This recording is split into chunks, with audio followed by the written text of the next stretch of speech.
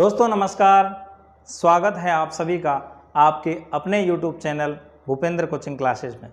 दोस्तों अपना जो सिस्टम चल रहा था क्लासेस का, लगातार क्लासें आ रही हैं, उनमें बीच में हमने इतिहास भी चालू कर दिया था, इतिहास भी चल रहा है और संस्कृत की जो क्लासें चल रही थी उनमें हमने समझने का प्रयास किया था कि संस्कृत भाषा व्याकरण, संस्कृत शब्द की व्युत्पत्ति हमने समझ ली, अच्छी प्रकार से समझ ली, सामान्य भी समझ ली और उसकी जो गहराई से डिटेल भी हमने समझ ली।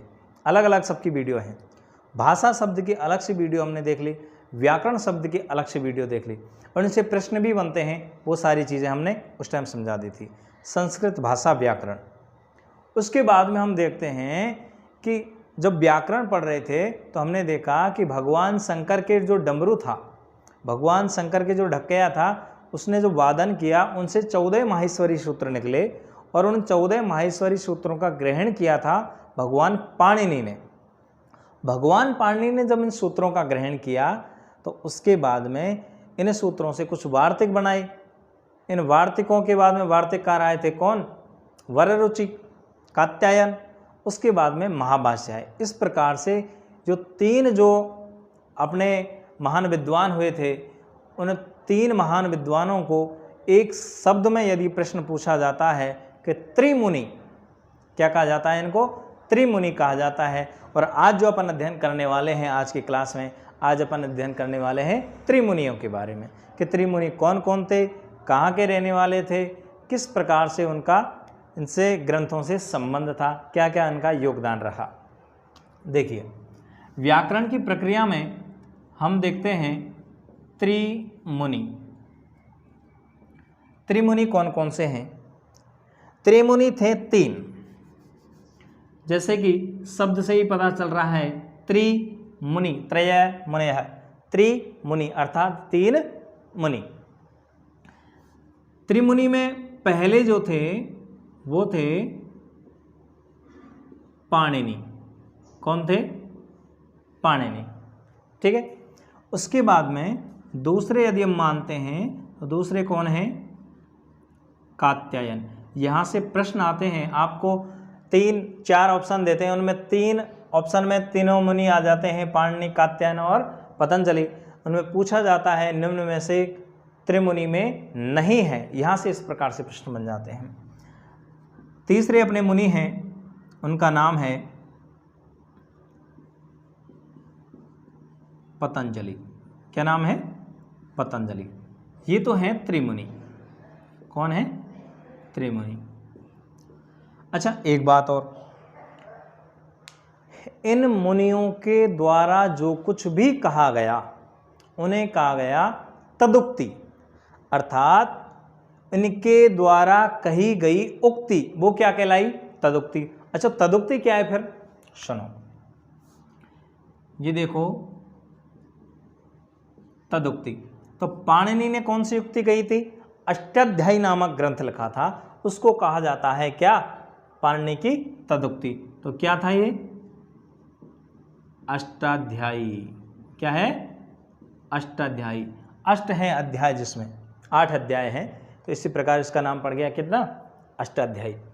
कात्यायन ने लिखे थे, वार्तिक लिखे थे, तो अपन इसको समझ सकते हैं क्या? वार्तिक माला। क्या समझ सकते हैं? वार्तिक माला। पतंजलि जी ने जो ग्रंथ लिखा था उनका नाम था क्या? महाभाष्य। क्या नाम था? महाभाष्य। अब देखिए, इनको एक सारणी बना लीजिए। त्रिमुनि कौन कौन से हुए? त्रिमुनि हुए पाणिनि, अष्टाध्यायी, कात्यायन, वार्तिकमाला, पतंजलि, महाभाष्य। इनमें से प्रत्येक एग्जाम में एक न एक प्रश्न जरूर बनता है। या तो ऐसे प्रश्न बन जाता है कि निम्न में से त्रिमुनि नहीं है, या प्रश्न पूछ लिया जाता है महाभाष्य किसका ग्रंथ है, अष्टाध्यायी किसका ग्रंथ है। इस प्रकार से ये हमें रटने पड़ेंगे, याद करने पड़ेंगे। एक बार आप ऐसा कीजिए, मैं थोड़ा सा याद करवा देता हूँ, साथ साथ बोलते जाइए। क्या है? पाणिनि, अष्टाध्यायी, कात्यायन, वार्तिकमाला, पतंजलि और महाभाष्य।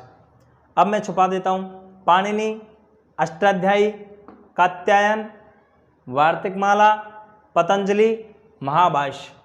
महाभाष्य, पतंजलि, वार्तिकमाला, कात्यायन और अष्टाध्यायी, पाणिनि। इस प्रकार से सारणी बना करके इसको आपको याद करना ही पड़ेगा। ये तो इसको याद करने की ट्रिक रही।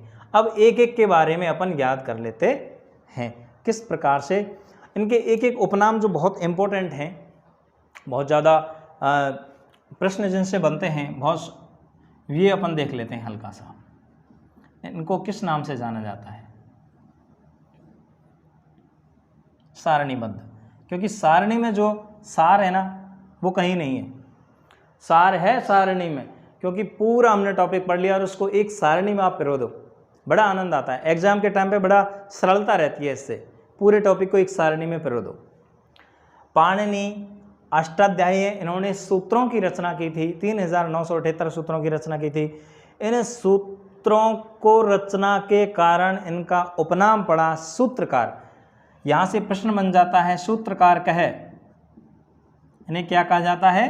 सूत्रकार। तो प्रश्न क्या बन जाता है? सूत्रकार कहे पाणिनि। यहाँ से एक और इसका उपनाम क्या बनेगा कात्यायन जी का?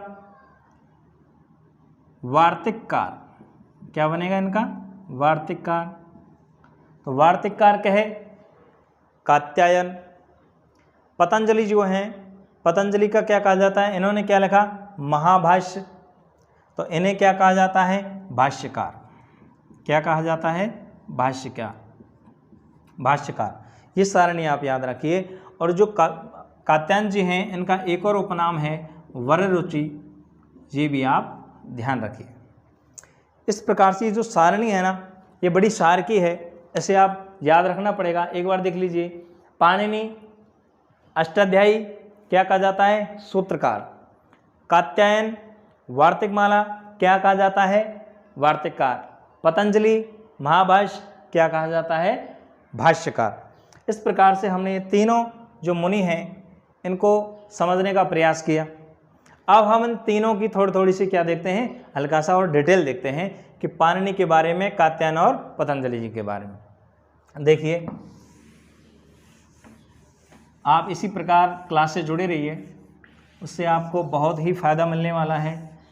न कि संस्कृत अपितु Hindi, geography, political, history, method, सारी चीज़ें आपको यहाँ पढ़ने को मिलेंगी। तो अपना स्नेह बनाए रखें। संस्कृत की जो सीरीज चल रही थी उसमें हम देखते हैं, पहला जो त्रिमुनि थे कौन कौन से थे? अब डायरेक्ट बता के बताइए। यहाँ पर कौन से लिखे हुए थे? पाणिनि, इधर अष्टाध्यायी, और इनको क्या कहा जाता है? सूत्रकार। यहाँ कौन से थे? कात्यायन, इन्होंने वार्तिकमाला और क्या कहा जाता है? वार्तिककार। नीचे कौन से लिखे हुए थे? पतंजलि, ग्रंथ कौन सा था? महाभाष्य, और क्या कहा जाता है?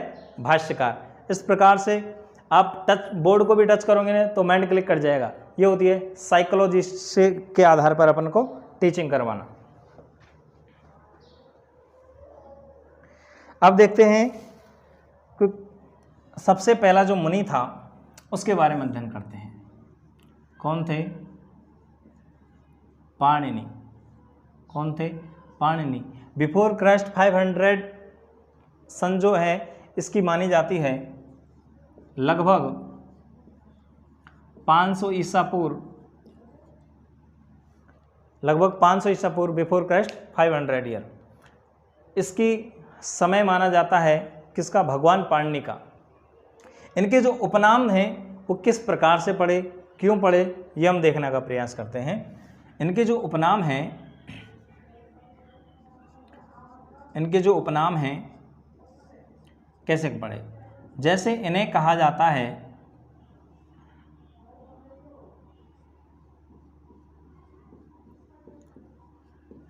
पाणिनि, इन्हें कहा जाता है दाक्षीपुत्र, इन्हें कहा जाता है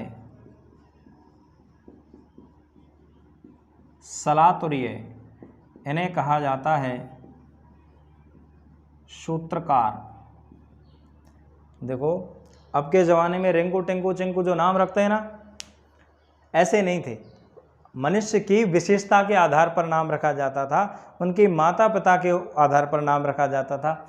जैसे हनुमान जी देख लो आप, हनुमान जी का मूल नाम क्या है? हनुमान जी क्यों कहते हैं उनको? कि हनु पर जब उन्होंने वज्र प्रहार किया था किसने? भगवान इंद्र ने, तो उनका नाम हनुमान पड़ गया। इसी प्रकार से उनकी विशेषताओं के आधार पर अलग अलग नाम पड़ जाते हैं। तो यहाँ जो पाणिनि है उनका नाम पाणिनि कैसे पड़ा?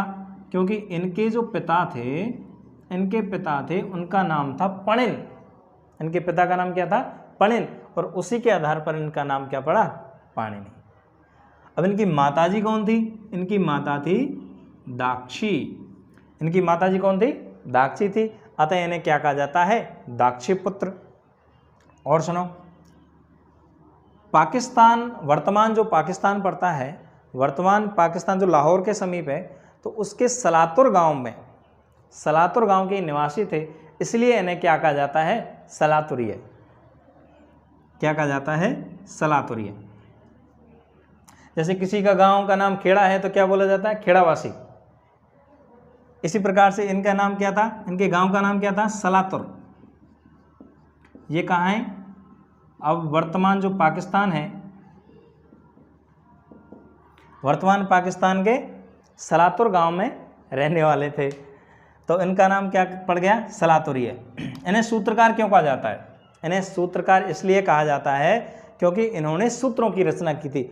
अष्टाध्यायी के अंतर्गत किसकी रचना की थी? सूत्रों की रचना की थी। सूत्रों की रचना की थी, अतः इन्हें क्या कहा जाता है? सूत्रकार कहा जाता है। इस प्रकार पाणिनि के बारे में अपन ने थोड़ा सा जानने का प्रयास किया। वर्तमान पाकिस्तान के लाहौर में जो रावलपिंडी है उसके आसपास में ये जो गांव है सलातुर, इसके रहने वाले थे। इन्होंने तपस्या की, ध्यान लगाया। भगवान शंकर ने डमरू बजाया, ढक्कैया का वादन किया। भगवान शंकर ने जब ढक्कैया का वादन किया तो उस डमरू के वादन से 14 माहेश्वरी सूत्रों का निर्माण हुआ। इन 14 माहेश्वरी सूत्रों के माध्यम से इन्होंने एक ग्रंथ का निर्माण कर दिया और उस ग्रंथ का नाम था अष्टाध्यायी। अर्थात उसके अंतर्गत कितने अध्याय थे? 8 अध्याय थे। इन 8 अध्याय में लगभग बोलते हैं कि 4000 सूत्र थे, लगभग कुछ बोलते हैं कि 3978 सूत्र थे, लेकिन लगभग 4000 सूत्र थे इसके अंतर्गत, अष्टाध्यायी के अंतर्गत। अष्टाध्यायी के बारे में और डिटेल से किस प्रकार से कौन सा पहला सूत्र आता है, कौन सा अंतिम सूत्र आता है, कितने पाद होते हैं, इनके बारे में अपन अध्ययन करेंगे बाद में। पहले अपन ने पाणिनि जी के बारे में, इनकी जो शिक्षा दीक्षा जो हुई थी वो तक्षशिला विश्वविद्यालय में हुई थी। पाणिनि जी जो हैं इनकी शिक्षा कहाँ हुई थी? तक्षशिला विश्वविद्यालय में। तक्षशिला विश्वविद्यालय के बारे में तो आप जानते होंगे कि चंद्रगुप्त मौर्य और जीवक जैसे महान विद्वान इसमें इन्होंने अध्ययन किया, उसी में पाणिनि जी ने किया। इसी प्रकार से हम देखते हैं कि तक्षशिला विश्वविद्यालय के जब हूणों का जब आक्रमण हुआ था तो हूणों ने उसका नाश कर दिया था, तो वही तक्षशिला विश्वविद्यालय है जिसमें पाणिनि जी ने अध्ययन किया। अध्ययन करके वहाँ से ही इन ग्रंथों का निर्माण किया। हम दूसरे जो त्रिमुनियों में हम बात कर रहे थे, दूसरे जो मुनि हैं उनका नाम है कात्यायन। उनके बारे में पढ़ने का प्रयास करते हैं। दूसरे जो थे मुनि वो थे कात्यायन। कौन थे? कात्यायन। इनका अपर नाम क्या है? वररुचि। क्या नाम है? वररुचि। लगभग 350 ईसा पूर्व, हर जो ईसा पूर्व है उसमें समय को आप ऐसे देख लीजिए। 500 ईसा पूर्व में पतंजलि होते हैं, 500 ईसा पूर्व में पाणिनि जो होते हैं, इनमें से आप 150 कम कर दीजिए। 350 ईसा पूर्व कौन हो रहे हैं? कात्यायन। इसमें से आप 150 कम कर दीजिए। 200 ईसा पूर्व यहाँ कौन हो रहे हैं? पतंजलि जी। डेट का आप टेंशन मत लीजिए, यहाँ से संबंधित प्रश्न कम ही बनते हैं, लेकिन लगभग में आते हैं तो इनसे संबंधित प्रश्न आते हैं। कात्यायन जो है इनका अपर नाम क्या है? वररुचि है। लगभग बिफोर क्राइस्ट 350 ईयर्स, लगभग 350 ईसा पूर्व के समय इनका समय था। ये दक्षिण भारत के माने जाते हैं। कहाँ के थे? दक्षिण भारत के, दक्षिण भारत के रहने वाले थे। कौन? कात्यायन जी। इन्होंने अष्टाध्यायी जो ग्रंथ था, अष्टाध्यायी जो ग्रंथ था उसके ऊपर ही वार्तिक लिखे। वार्तिकों का जो निर्माण किया किसके ऊपर, किसमें लिखा? अष्टाध्यायी के ऊपर लिखा। लेकिन अष्टाध्यायी जो वार्तिक हैं इनका हमें कहाँ मिलता है? ये हमें मिलते हैं पतंजलि के महाभाष्य के अंतर्गत।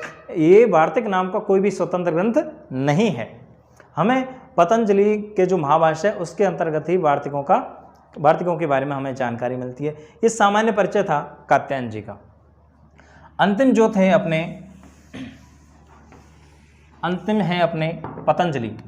कौन है? पतंजलि। पतंजलि जी का समय था बिफोर क्राइस्ट 200 ईयर्स, 200 ईसा पूर्व, लगभग 200 ईसा पूर्व पतंजलि का समय था। पतंजलि जी ने क्या किया? व्याकरण में जो अष्टाध्यायी था, इस अष्टाध्यायी के सूत्रों पर ही इन्होंने सूत्रों की क्या कर दी? व्याख्या कर दी। सूत्रों की क्या कर दी? व्याख्या कर दी। और इन सूत्रों की जब व्याख्या की तो इन्हें क्या कहा गया? व्याख्या जो शब्द है वो भाष्य का अर्थ ही व्याख्या होता है, अतः इन्हें क्या कहा जाता है? भाष्यकार कहा जाता है पतंजलि को। और पतंजलि के जो महाभाष्य, जो पतंजलि का जो महाभाष्य ग्रंथ है, इस महाभाष्य के अंतर्गत ही हमें वार्तिकों के बारे में जानकारी मिलती है। अब देखिए, अब हमें ये दिक्कत आती है कि भाई प्रमाणिक किसको माने? क्या हम पाणिनि जी को माने, या कात्यायन जी को माने, या पतंजलि जी को माने? अर्थात आप ऐसे समझ सकते हैं कि आप अष्टाध्यायी को माने या वार्तिक माला को जब माने या महाभाष्य को माने।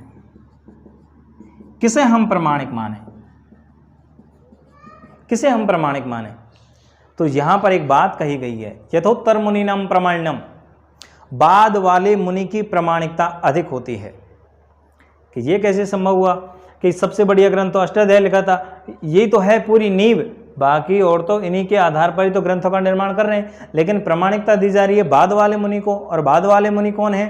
पतंजलि जी, क्योंकि सबसे पहले तो पाणिनि हुए ना, सबसे बाद में कौन हो रहे हैं? पतंजलि जी। तो इनके ग्रंथ को अधिक प्रामाणिकता दी जा रही है। इसको मैं एक साधारण सा नियम समझा देता हूँ। आपके घर पर न्योता आता है कि भाई आ जाइयो, ऐसा करना है आपको कि घर भाई एक एक को न्योता है ना, ऐसे समझ लो, बिल्कुल साधारण भाषा में। एक बंदा आता है आपके घर, न्योता दे के जाता है कि भाई घर भाई एक एक को न्योता है। 2 घंटे बाद में फिर से एक आदमी आता है, बोलता है नहीं यार गलती हो गई, एक एक को न्योता नहीं है, बिल्कुल चून से न्योता है, सारे घर वाले आना है। आप किसको मानोगे? एक एक जाओगे या पूरे के पूरे जाओगे? बाद में जो न्योता आया उसी को तो मानना पड़ेगा, तो पूरे के पूरे परिवार को न्योता है। बाद वाला जो न्योता आया उसी को हमें प्रामाणिक मानना पड़ेगा। बाद में जो ग्रंथ आया, जो भाष्य हुई, जो व्याख्या हुई, उसी को हमें प्रामाणिक मानना पड़ेगा। इसी प्रकार यथोत्तर मुनिनाम प्रामाण्यम के माध्यम से बाद वाले मुनि की हमें क्या माननी पड़ती है? प्रामाणिकता माननी पड़ती है। और जब प्रामाणिकता के बारे में यदि प्रश्न बनता है तो प्रामाणिकता किसको माना जाएगा? महाभाष्य को माना जाएगा। और महाभाष्यकार कौन है? पतंजलि जी। कौन है? पतंजलि जी। इस प्रकार से हमने त्रिमुनियों के बारे में जानने का प्रयास किया कि कौन कौन से त्रिमुनि थे, कौन कौन से त्रिमुनि थे? पाणिनि, कात्यायन और पतंजलि। इनके ग्रंथों के बारे में अपन अध्ययन किया। अगली क्लास में अष्टाध्यायी के डिटेल व्याख्या और वार्तिक और जो अपनी महाभाष्य है इनके बारे में बिल्कुल विशेष रूप से व्याख्या अपन देखेंगे। इसी प्रकार अपना प्यार बनाए रखिए, चैनल को लाइक कीजिए, सब्सक्राइब कीजिए, शेयर कीजिए। दोस्तों इसी प्रकार अपनी जो सीरीज चल रही है वो चलती रहेगी और अपना प्यार बनाए रखें। नमस्कार।